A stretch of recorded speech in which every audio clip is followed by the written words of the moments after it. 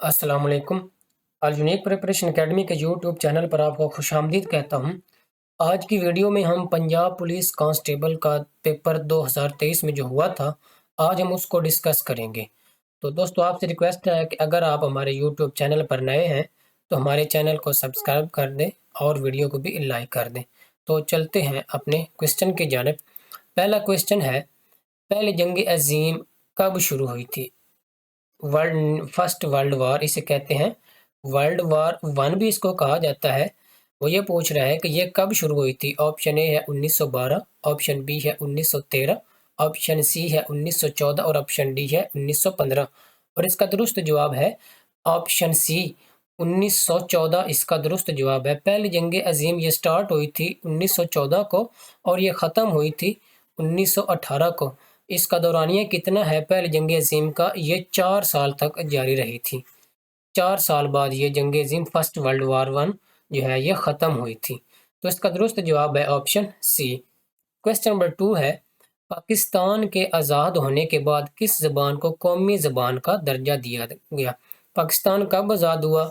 14 अगस्त 1947 को। उसके बाद इसकी कौमी ज़बान जो है वो क्या बनी थी? वो थी उर्दू। पाकिस्तान की जो कौमी ज़बान थी आज़ादी के बाद वो कौन सी थी? उर्दू इसकी कौमी ज़बान थी। नेक्स्ट क्वेश्चन नंबर 3 है कि शिमला कॉन्फ्रेंस ये कब हुई थी? शिमला एक मकाम है भारत में, वहाँ पर एक कॉन्फ्रेंस हुई थी। वो पूछ रहा है कि वो कब हुई थी। ऑप्शन ए है 1935, ऑप्शन बी है 1945, ऑप्शन सी है 1946 और ऑप्शन डी है 1950। और इसका जो दुरुस्त जवाब है वो है ऑप्शन बी 1945 को शिमला कॉन्फ्रेंस हुई थी। एक इसी नाम से और भी एमसीक्यूज आता है, शिमला मुआहदा का, शिमला एग्रीमेंट, वो हुआ था 1972 को जुल्फ़िकार अली भुट्टो और इंदिरा गांधी के दरमियान, जब ये जो बांग्लादेश का जो है इशू बना था, मशरक़ी पाकिस्तान जो कि अब बांग्लादेश है, इसके हवाले से ये शिमला मुआहदा हुआ था। बांग्लादेश कब अलहदा हुआ था? 16 दिसंबर 1971 को बांग्लादेश पाकिस्तान से अलग हुआ। इसका पहले नाम था मशरक़ी पाकिस्तान, इसको कहा जाता था। फिर जब ये अलग हुआ पाकिस्तान से, तो इसको कहा गया कि ये बांग्लादेश है। तो शिमला मुआहदा जो है ये 1972 को हुआ है, जबकि जो शिमला कॉन्फ्रेंस है ये 1945 को है। आपने ये फ़र्क याद रखना है। नेक्स्ट क्वेश्चन नंबर 4 है, पाकिस्तान का पहला आइन कब नाफिज हुआ? ऑप्शन ए 8 जून 1956 को, 23 मार्च 1956 को, 14 अगस्त 1956 को या फिर 12 मार्च 1948 को। और इसका जो दुरुस्त जवाब है वो है 23 मार्च 1956 को पाकिस्तान का पहला आइन नाफिज हुआ था। और ये जो है 1956 का आइन ये ख़त्म कब हुआ था? ये 1958 को इसको ख़त्म कर दिया था। किसने?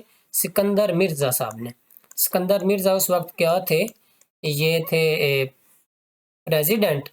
इन्होंने जो है इसको ख़त्म कर दिया था, मार्शल लॉ लगा दिया था। नेक्स्ट क्वेश्चन नंबर 5 है, तकसीम हिंद के वक्त बरसगीर में कितनी देसी रियासतें थीं? ऑप्शन ए है 605, ऑप्शन बी है 615, ऑप्शन सी है 625 और ऑप्शन डी है 635। और इसका जो दुरुस्त जवाब है ये है ऑप्शन डी 635 देसी रियासतें थीं तकसीम हिंद के वक्त। क्वेश्चन नंबर 6 है कि लायलपुर ये किस शहर का पुराना नाम है? ऑप्शन ए है इस्लामाबाद, ऑप्शन बी है लाहौर, ऑप्शन सी है फैसलाबाद और ऑप्शन डी है कराची। और इसका जो दुरुस्त जवाब है वो है फैसलाबाद। फैसलाबाद का पुराना नाम क्या है? लायलपुर है। ये जो है एक फरमारवा था, सऊदी फरमारवा शाह फैसल, उसके नाम पर ये लायलपुर का नाम तब्दील करके फिर ये फैसलाबाद रख दिया गया था। जो लाहौर है इसका पुराना नाम है महमूदपुर, और फैसलाबाद का जो है पुराना नाम ये लायलपुर है, जबकि कराची का पुराना नाम जो है ये कुलाची या कलाची भी इसको कहा जाता है। और ये पाकिस्तान का पहला दारुल हुकूमत भी था कराची। क्वेश्चन नंबर 7 है, बंगाल की तकसीम कब हुई? जब जो है हिंदुस्तान इकट्ठा था, तो उस वक्त जो है तकसीम हुई थी बंगाल की, वो कब हुई थी? वो हुई थी 1905 को। ये सिर्फ इंतज़ामी सहूलत के लिए इसकी तकसीम की गई थी 1905 में। और फिर इसकी जो तकसीम है ये ख़त्म कर दी, फिर इसको इकट्ठा कर दिया गया था। 1911 तक ये तकसीम रही थी और 1911 को ये बंगाल की तकसीम जो है ये ख़त्म कर दी गई थी। नेक्स्ट क्वेश्चन नंबर 8 है कि चीन के दारुल हुकूमत का क्या नाम है? ऑप्शन ए है हांगकांग, ऑप्शन बी है बीजिंग, ऑप्शन सी है टोक्यो, ऑप्शन डी है इस्तांबुल। और इसका जो दुरुस्त जवाब है वो है ऑप्शन बी, बीजिंग चाइना का दारुल हुकूमत है। क्वेश्चन नंबर 9 है इंडोनेशिया कहाँ वाक़ है? ये पूछ रहा है इसमें कि जो है इंडोनेशिया ये किस कॉन्टिनेंट में वाक़ है? इंडोनेशिया है जो है ये एशिया में वाक़ है। इंडोनेशिया एशिया का एक कंट्री है और जो है इसका कैपिटल इंडोनेशिया का वो क्या है? वो जकार्ता है। जकार्ता इंडोनेशिया का कैपिटल है और ये लाई कहाँ पे करता है? ये कहाँ किस कॉन्टिनेंट में वाक़ है? ये है एशिया में। नेक्स्ट क्वेश्चन नंबर 10 है सऊदी अरब के दारुल हुकूमत का क्या नाम है? ऑप्शन ए है जद्दा, ऑप्शन बी है मक्का, ऑप्शन सी है मदीना और ऑप्शन डी है रियाज। और इसका जो दुरुस्त जवाब है वो है रियाज। रियाज सऊदी अरब का दारुल हुकूमत है। क्वेश्चन नंबर 11 है अलेक्जेंड्रिया ये किस मुल्क की बंदरगाह है? ऑप्शन ए है सऊदी अरब, ऑप्शन बी है इराक, ऑप्शन सी है मिस्र और ऑप्शन डी है शाम। और इसका दुरुस्त जवाब है मिस्र। मिस्र के अंदर अलेक्जेंड्रिया पोर्ट वाक़ है। क्वेश्चन नंबर 12 है किस तारीख को इंसानी हकूक़ का आलमी दिन मनाया जाता है? इंसानी हकूक़ का ह्यूमन राइट्स का दिन ये किस डेट को मनाया जाता है? ये मनाया जाता है 10 दिसंबर को। Option C is correct option. और ये इसको जो है यूएनओ ने पहली दफ़ा कब डिक्लेयर किया था एज ए ह्यूमन डे? 1948 को। क्वेश्चन नंबर 13 है लॉर्ड माउंटबेटन ये था वायसराय था हिंदुस्तान का। इसको जो है कब वायसराय मुकर्रर किया गया था? इसको मुकर्रर किया गया था मार्च 1947 को। जो है लॉर्ड माउंटबेटन को वायसराय मुकर्रर किया गया था और ये जो है ये आखिरी वायसराय था हिंदुस्तान का। आखिरी वायसराय कौन था हिंदुस्तान का? Lord Mountbatten. और ये कब बना था? मार्च 1947 को। क्वेश्चन नंबर 14 है कि मस्जिद अक्सा कहाँ वाक़ है? ऑप्शन ए है मक्का, ऑप्शन बी है स्पेन, ऑप्शन सी है शाम और ऑप्शन डी है यरूशलेम। और इसका दुरुस्त जवाब है यरूशलेम। मस्जिद अक्सा कहाँ वाक़ है? यरूशलेम फ़लस्तीन के अंदर वाक़ है। और जो है ये मुसलमानों का पहला किबला भी था। पहले मुसलमान जो है मस्जिद अक्सा की तरफ मुँह करके नमाज़ पढ़ते थे। फिर जो है किबला की तब्दीली का हुक्म आया था 2 हिजरी को। फिर मुसलमान खाना काबा की तरफ मुँह करके नमाज़ पढ़ते हैं। क्वेश्चन नंबर 15 है कि जंगे प्लासी कब हुई? ऑप्शन ए 1657, ऑप्शन बी है 1757, ऑप्शन सी है 1857, ऑप्शन डी है 1957। और इसका दुरुस्त जवाब है ऑप्शन बी 1757 को जंगे प्लासी हुई थी। नवाब उस वक्त जो है मुसलमान कौन था? नवाब सराजुद्दौला और जो है ईस्ट इंडिया कंपनी उनके दरमियान ये जंगे प्लासी हुई थी। क्वेश्चन नंबर 16 है इसराइल के पार्लियामेंट का नाम क्या है? इसराइल का जो पार्लियामेंट है उसका नाम है नेसेट। ये इसराइल का पार्लियामेंट है।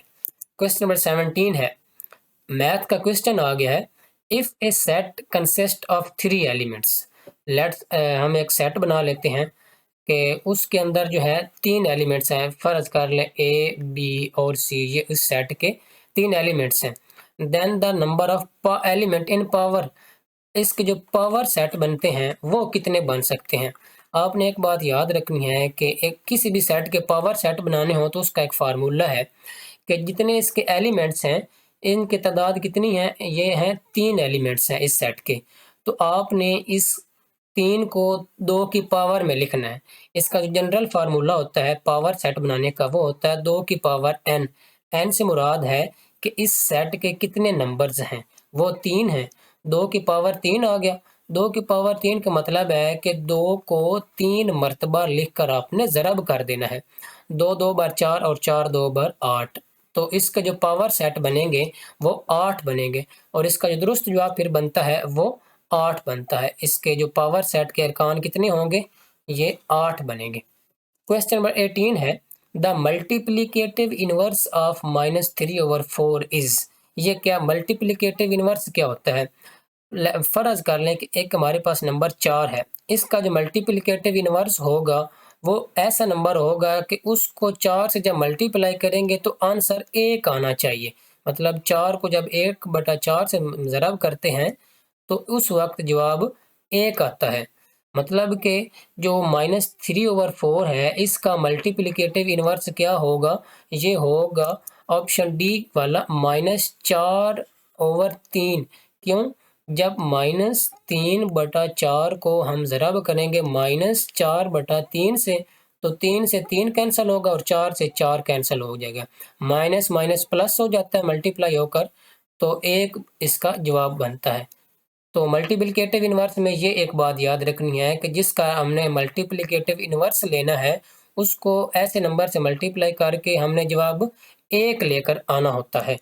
क्वेश्चन नंबर 19 है, which number is used in computer number system? Computer में कौन सा यूज़ होता है? वो आपने एक बात हमेशा याद रखनी है, जो कंप्यूटर है, ये बाइनरी लैंग्वेज हमेशा समझता है। बाइनरी से मुराद होता है 2, और बाइनरी नंबर सिस्टम ऐसा होता है जिसमें सिर्फ 2 नंबर्स होते हैं, 0 और 1 होते हैं।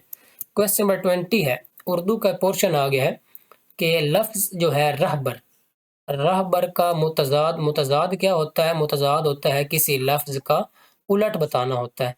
तो जो है रहबर, इसका जो मतलब होता है ये होता है राह, सीधी राह बताने वाला या रास्ता समझाने वाला। इसका जो मुतज़ाद होगा ये होगा रहज़न। रहज़न रास्ते से भटकने वाला, इसका मुतज़ाद। क्वेश्चन नंबर 21 है कि ज़ाहिद का मुतरादिफ क्या है? मुतरादिफ होता है जिन दो अल्फाज के माना एक जैसे होते हैं। तो ज़ाहिद का जो मुतज़ाद होता है ये होता है इबादतकार, जो इबादत करने वाला होता है, नेक होता है, मुत्तकी होता है, परहेज़गार होता है। नेक्स्ट क्वेश्चन नंबर है 22 है, महर का मुतरादिफ क्या है? महर का मुतरादिफ है हक।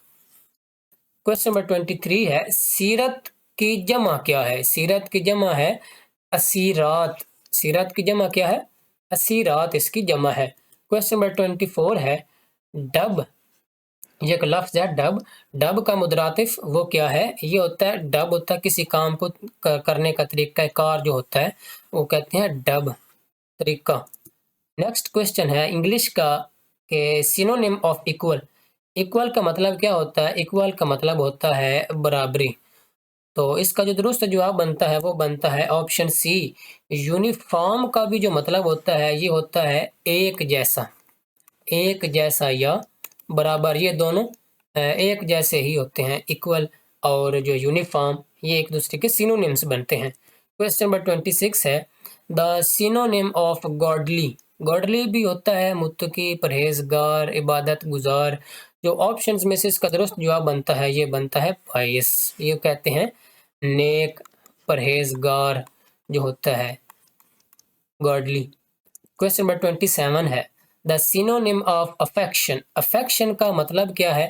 अफेक्शन होता है प्यार, मोहब्बत, ये होता है अफेक्शन का मतलब ये बनता है। तो इसके ऑप्शंस में से जो दुरुस्त जवाब है वो इसका ऑप्शन बी है, लव इसका सिनोनिम है। क्वेश्चन नंबर 28 है, the synonym of danger. Danger का मतलब क्या होता है? डेंजर होता है खतरा। तो इसका जो सिनोनिम बनता है, वो सिनोनिम होता है एक जैसे जिनके माना हो। तो इसका जो दुरुस्त जवाब है वो है रिस्क। रिस्क भी कहते हैं खतरे को और डेंजर भी कहते हैं खतरे को, एक दूसरे के सिनोनिम बनते हैं। क्वेश्चन नंबर 29 है कि हमें जो है उर्दू का सेंटेंस दिया गया है, इसको हमने इंग्लिश में कन्वर्ट करना है। क्वेश्चन ये है कि तुम फल नहीं खरीदोगे। ये टेंस कौन सा है? ये टेंस है फ्यूचर इंडेफिनिट टेंस का। ये किसका टेंस है? Future indefinite tense. इसका हमने जो है इसकी हमने इंग्लिश बनानी है। तो ये अब इसका जो दुरुस्त जवाब बनता है वो है ऑप्शन सी। ऑप्शन सी इसका दुरुस्त जवाब है। विल शैल लगता है फ्यूचर टेंस में, और इसमें जो है नेगेटिव सेंटेंस है तो नॉट भी साथ आएगा, और इसके साथ फर्स्ट फॉर्म है। फ्यूचर इंडेफिनिट में वर्ब की फर्स्ट फॉर्म यूज होती है। नेक्स्ट क्वेश्चन नंबर 30 है कि हमने फूल तोड़े। सबसे पहले इसको समझते हैं कि ये टेंस कौन सा टेंस है। ये टेंस है पास्ट इंडेफिनिट टेंस है। पास्ट इंडेफिनिट, उसमें कोई पास्ट में काम किया था कि फूल तोड़े थे। तो इसका जो दुरुस्त बनता है वो बनता है ऑप्शन सी, इसका दुरुस्त ऑप्शन है, क्योंकि सब्जेक्ट के बाद जो वर्ब है इसकी सेकंड फॉर्म यूज़ हुई हुई है कि पास्ट इंडेफिनिट टेंस में हमेशा वर्ब के बाद हेल्पिंग वर्ब यूज़ नहीं होता सिंपल सेंटेंस में, और वर्ब की सेकंड फॉर्म यूज़ की जाती है। इसका सी ऑप्शन दुरुस्त जवाब है। क्वेश्चन नंबर 31 है कि वो अपना सबक याद करते हैं। ये हमें एक दिया गया फ़िक्रा, इसकी हमने बनानी है इंग्लिश। तो ये जो टेंस है ये कौन सा है? ये टेंस है प्रेजेंट का indefinite tense. Present indefinite tense है ये, इसकी हमने जो है इंग्लिश बनानी है। अच्छा, सबसे पहले देखते हैं कि जो है सब्जेक्ट इसमें क्या है। सब्जेक्ट दे है, जिसे जो है वो कहते हैं, और इसमें जो हेल्पिंग वर्ब है वो उसके साथ प्रेजेंट इंडेफिनिट टेंस में हेल्पिंग वर्ब यूज़ नहीं की जाती है। इसमें जो है वर्ब की फॉर्म है उसके साथ कोई इजाफा नहीं होगा। इसका जो दुरुस्त जवाब बनता है वो है option B, they learn the lesson. Present indefinite tense में दे जमा का सीगा है, तो इसमें वर्ब के साथ एस या ई एस का इजाफा नहीं होगा, और इसके बाद ऑब्जेक्ट लेसन। क्वेश्चन नंबर 32 है, ये डायरेक्ट इनडायरेक्ट पैराग्राफ पैरे हैं, इनको हमने जो है इनडायरेक्ट दिया हुआ है, इसकी हमने डायरेक्ट फॉर्म बनानी है। The son said to the mother I want some money. अच्छा, इसको कन्वर्ट करने का तरीका कार क्या है कि जो है इसका दुरुस्त जवाब जो है वो है ऑप्शन सी।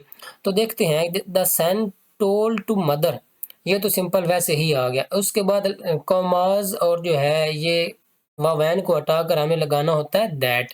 और उसके बाद देखिए ये जो आई है फर्स्ट पर्सन, तो फर्स्ट पर्सन को हमने चेंज करना होता है सब्जेक्ट के हिसाब से।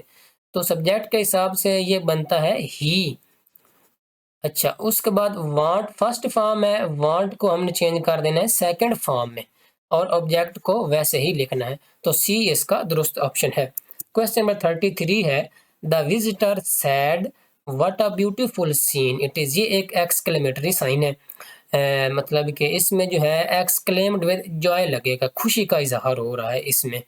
तो इसका जो दुरुस्त जो ऑप्शन बनता है वो है ऑप्शन सी, ऑप्शन बी।